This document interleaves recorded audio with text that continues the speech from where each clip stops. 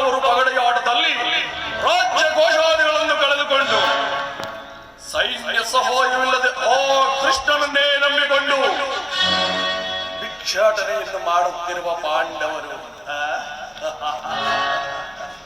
ಭಿಕ್ಷಾಟನೆಯನ್ನು ಮಾಡುತ್ತಿರುವ ಪಾಂಡವರು ನಾಚಿಕೆ ಇಲ್ಲದೆ ನನ್ನಲ್ಲಿ ಅರ್ಥ ರಾಜ್ಯವನ್ನು ಕೇಳಿದರಂತೆ. ನೋಡಿದರ ಅವರ ಪೌರುಷವು ಎಷ್ಟರ ಮಟ್ಟಿಗಿದೆ ಎಂಬುದನ್ನ. ದುರ್ಯೋಧನ, ಪಾಂಡವರಿಗೆ ಅರ್ಧ ರಾಜ್ಯವನ್ನು ಕೊಡದು ಹೋದ ಪಕ್ಷದಲ್ಲಿ ಯುದ್ಧವು ಸಂಯುಕ್ತಲ್ಲವೇ ದುರ್ಯೋಧನ? ಯುದ್ಧ ತಾತ, ನನ್ನ ಬಳಿಯಲ್ಲಿ 11 ಚೋಯಿಣಿ ಸೈನ್ಯವಿರುವರು. ಮದಹಿಡಿತಕ್ಕೆ ಸಿಕ್ಕಿದವರು ಮದಿಸಿದ ಆನೆಯ ಕಾಲಿಗೆ ಸಿಕ್ಕಿದ ಬಾಳೆಹಣ್ಣಿನಂತೆ ಹೋಗುವುದರಲ್ಲಿ ಸಂದೇಹವಿಲ್ಲ. ಸಹೋದರ ದುಶ್ಯಾಸನ, ಅಗ್ರಜ, ಆ ಪಾಂಡವರ ಯಜ್ಞವನ್ನು ಪ್ರಾರಂಭಿಸಲು ನಮ್ಮಲ್ಲಿ ಸರಿಯಾದ ಕರ್ಮೋಪದೇಶಕರಾರು? ಅಗ್ರಜ, ನಮ್ಮ ಅಂಗರಾಜನಾದ ಕರ್ಣನಿಲ್ಲವೇ? ದುರ್ಯೋಧನ, ಪೂಜ್ಯರಾದ ಭೀಷ್ಮ ದ್ರೋಣಾದಿಗಳಿರುವಲ್ಲಿ ಅವರ ಕಣ್ಮುಂದೆ ಬೆಳೆದ ನಮಗೇಕೆ ಆ ವಿಚಾರ?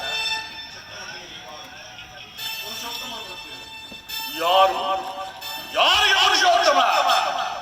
ರಾಜಾದಿರಾಜನಾದ ನಾನಿಲ್ಲಿರುವಲ್ಲಿ ಆ ಗೋಪಾಲಕನ ಪುರುಷೋತ್ತಮನಂತೆ ಪುರುಷೋತ್ತಮ ಆ ಕೃಷ್ಣನ ನೆಟ್ಟಗೆ ನನ್ನ ಅರಮನೆಗೆ ಬರುವನೆಂದು ನಾನು ಸಕಲ ಸಾಮಗ್ರಿಗಳನ್ನು ಸಿದ್ಧಪಡಿಸಿದ್ದೆನು. ಆದರೆ ಆ ಗೋಪಾಲಕನು ತನ್ನ ಹುಟ್ಟುಗಣಕ್ಕನುಸಾರವಾಗಿ ವಿದುರನ ಮನೆಗೆ ಹೋದನಂತೆ. ಪೂಜ್ಯರಾದ ಭೀಷ್ಮ ದ್ರೋಣಾದಿಗಳ ಮನೆಗಾದರೂ ಹೋಗಬಾರದಿತ್ತೆ. ದುರ್ಯೋಧನ, ಪಾಂಡವರಿಗೆ ಸಲ್ಲಬೇಕಾದ ಅರ್ಧ ರಾಜ್ಯವನ್ನು ಕೊಡುವಂತೆ ಕೇಳಲು ಶ್ರೀಕೃಷ್ಣ ಪರಮಾತ್ಮನು ರಾಯಭಾರಿಯಾಗಿ ಬರುತ್ತಿರುವನಲ್ಲದೆ ನಿನ್ನಲ್ಲಿ ಯಾವುದೇ ಯಾಚನೆಗಾಗಿ ಬರುತ್ತಿಲ್ಲ. ಯಾರದು ಮಾತನಾಡುತ್ತಿರುವುದು? ದಾಸೀಪುತ್ರ ವಿದುರ, ಏನು ಹೇಳಿದೆ? ಪಾಂಡವರಿಗೆ ಅರ್ಧ ರಾಜ್ಯವನ್ನು ಕೊಡಬೇಕೆಂಬ ನೀತಿಯಲ್ಲ ಚಕ್ರವರ್ತಿಯಾದ ನಾನು ನಿನ್ನಿಂದ ಕೇಳಿ ತಿಳಿದುಕೊಳ್ಳಬೇಕೆ? ಸಕ್ರಾಯುಚು ದುರ್ಯೋಧನ, ಬಲವಂತನಾದ ನಿನಗೆ ನ್ಯಾಯವೂ ಅಧೀನವೋ ಅಥವಾ ನ್ಯಾಯಕ್ಕೆ ಸರ್ವರೂ ಅಧೀನರು? ರೋಗಿಗೆ ಪಥ್ಯವು ರುಚಿಸಿದಂತೆ ನಿನಗೆ ಪಥ್ಯವು ಎಂದಿಗೂ ರುಚಿಸುವುದಿಲ್ಲ. ನಿನ್ನ ಮರಣ ಕಾಲವು ಸಮೀಪಿಸುತ್ತಿದೆ. ಆದ್ದರಿಂದಲೇ ನಿನ್ನ ಬುದ್ಧಿಯು ಈ ರೀತಿ ವಿಕಲ್ಪವಾಗುತ್ತಿರುವುದು. ಸಕಲ ವೀರರಿಂದ ಪರಿವೃತವಾದ ಅವರ ಚಕ್ರವರ್ತಿಗೆ ಈ ದಾಸೀಪುತ್ರನ ನೀತಿ ವಚನವೂ ಅನಾವಶ್ಯಕ. ಹಿರಿಯನು ಪೂಜ್ಯನು ಎಂದು ಸಹನೆಯಿಂದ ಸುಮ್ಮನಿದ್ದ ಮಾತ್ರಕ್ಕೆ ಈತನ ತಲಹರಡಿಯು ಮಿತಿ ಮೀರುತ್ತಿದೆ. ಸಹೋದರ ದುಶ್ಯಾಸನ, ಕೂಡಲೇ ಈತನನ್ನು ಸಭೆಯಿಂದ ಹೊರಕ್ಕೆ ತಳ್ಳಿಬಿಡವು. ಎಲ್ಲವೋ ಮಿತ್ರ, ಅಣ್ಣನ ಆಜ್ಞಾನುಸಾರವಾಗಿ ಕೂಡಲೇ ಸಭೆಯನ್ನು ಬಿಟ್ಟು ಹೊರಡು, ಇಲ್ಲವಾದರೆ ಅನರ್ಥವಾದಿತು. ಎಚ್ಚರ ದುರ್ಯೋಧನ, ನನ್ನನ್ನು ಸಭೆಯಿಂದ ಹೊರದೂಡುವಷ್ಟು ಸಾಮರ್ಥ್ಯ ಉಂಟಾಯಿತೆ. ಛೇ ಅವಿವೇಕಿ, ನೀನು ಎಷ್ಟೇ ಯೋಗ್ಯನಾದರೂ ನನಗೆ ತಿಳಿದಿರುವ ನ್ಯಾಯ ರೀತಿಯನ್ನು ಹೇಳಿಯೇ ತೀರಬೇಕು. ಹೇಳುವನು ಕೇಳು. ಹಿಂದೆ ದ್ರೌಪದಿಯ ವಸ್ತ್ರಾಪರಣ ಕಾಲದಲ್ಲಿ ಭೀಮನು ಮಾಡಿದ ಪ್ರತಿಜ್ಞೆಯಂತೆ ನಿನ್ನ ತೊಡೆಯನ್ನು ಪ್ರಾರಿಸಿಕೊಳ್ಳುವಾಗ ರಕ್ಷಿಸಲೆಂದಿಟ್ಟಿದ್ದ ಈ ಬಿಲ್ಲನ್ನು ಈಗಲೇ ಮುರಿದು ಬಿಸಾಡುವೆನು. ಇದರಂತೆ ನಾಶನಾಗುವಂಚಕ. ಪ್ರಮಾದವಾಯಿತು. ದುರ್ಯೋಧನ, ಪೂಜ್ಯರಾದ ವಿದುರನನ್ನು ಅಪಹಾಸ್ಯಕ್ಕೀಡು ಮಾಡಿ ಸರ್ವೋತ್ತಮವಾದ ಬಿಲ್ಲಿನ ಸಹಾಯವನ್ನು ಕಳೆದುಕೊಂಡೆಯಲ್ಲ. ಒಂದು ವೇಳೆ ಆ ವಿದುರನು ಬಿಲ್ಲನ್ನು ಹಿಡಿದು ಯುದ್ಧಕ್ಕೆ ನಿಂತಿದ್ದೆ ಆದರೆ ಈ 3 ಲೋಕದಲ್ಲಿಯೂ ನಿನ್ನನ್ನು ಜಯಿಸತಕ್ಕವರೇ ಇಲ್ಲದಂತಾಯ್ತಲ್ಲ. ಮಿತ್ರ ಕರ್ಣ, ಈ ದಾಸೀಪುತ್ರನ ಗೊಡ್ಡು ಬೆದರಿಕೆಗೆ ನೀನು ಸಹ ಬೆದರಿದೆಯಾ?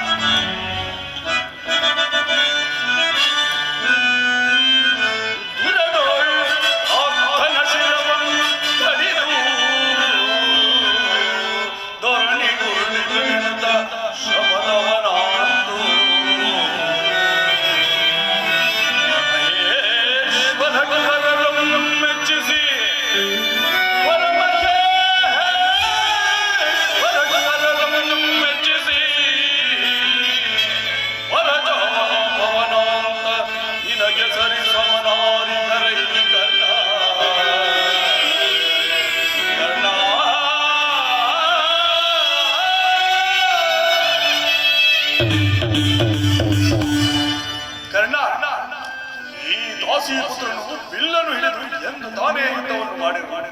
ಅಲ್ಲದೆ ಇವನಿಂದ ನಮಗಾಗಬೇಕಾದ ಪ್ರಯೋಜನವೇನೋ ಈಗ ಎಲ್ಲರೂ ಕೇಳಿರಿ. ಈಗ ದೂತನಾಗಿ ಬರುತ್ತಿರುವ ಆ ಕೃಷ್ಣನಿಗೆ ಈ ಸಭೆಯಲ್ಲಿ ಯಾರಾದರೂ ಎದ್ದು ನಿಂತು ನಮಸ್ಕರಿಸಿದ್ದೆ ಹೋದರೆ ಕೂಡಲೇ ಸಭೆಯಿಂದ ಹೊರಕ್ಕೆ ಹೋಗಬೇಕಾದಿತ್ತು. ಎಚ್ಚರ. ಸಹೋದರ ದುಶ್ಯಾಸನ, ಅಗ್ರಜ, ನಮ್ಮ ಸೈನ್ಯಾಧಿಕಾರಿಗಳ ಪಟ್ಟಿಯನ್ನು ಸಿದ್ಧಪಡಿಸಿ ಎಂದು ಹೇಳಿದ್ದೇನಲ್ಲ, ಎಲ್ಲಿ ಅದು ಸಿದ್ಧವಾಯಿತೆ? ಸಿದ್ಧವಾಗಿರುವುದು ಅಗ್ರಜ. ಎಲ್ಲಿ ಅದನ್ನು ಕೊಡು.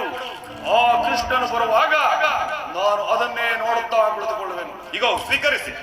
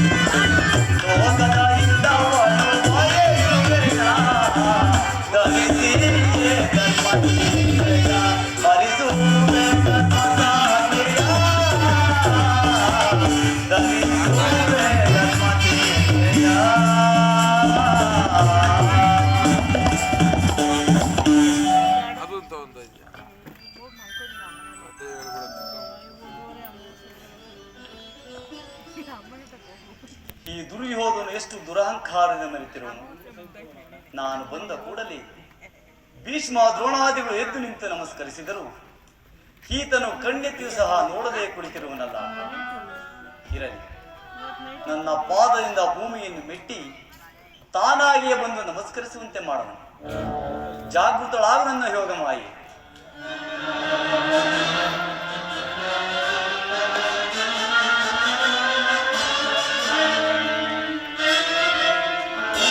ಚಕ್ರವರ್ತಿ, ಭರತಕುಲ ಚಕ್ರವರ್ತಿಯಾದ ನೀನು ನನ್ನ ಪಾದಗಳನ್ನು ಮುಟ್ಟಿ ನಮಸ್ಕರಿಸುವುದೇ? ಕೃಷ್ಣ, ನಾನು ನಿನ್ನ ಬಳಿಗೆ ಬರುತ್ತಿದ್ದೇನಲ್ಲ. ಈಗಿಲ್ಲಿಗೆ ಬಂದಿರುವುದು ದೂತನಾಗಿ.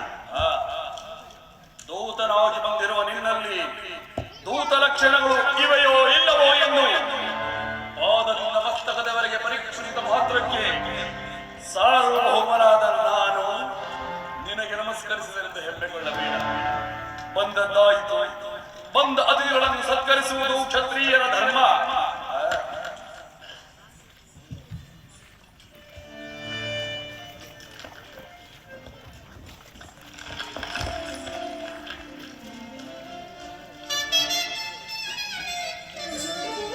ಕೃಷ್ಣ, ನಿನಗೆ ಗೋಪಿಕಾ ಸ್ತ್ರೀಯರ ನರ್ತನವೆಂದರೆ ಬಹು ಆನಂದವಲ್ಲವೇ? ಇದ್ದರೂ ಇರಬಹುದು. ಇದ್ದೇ ಇರುತ್ತದೆ. ಆಗಿನ ಮರಮನೆಯ ನರ್ತಕಿಯರ ನರ್ತನವನ್ನು ನೋಡಿ ಆನಂದಗಳು ಯಾರಲ್ಲಿ ರಾಜನರ್ತಕಿಯನ್ನು ಬರಮಾಡಿ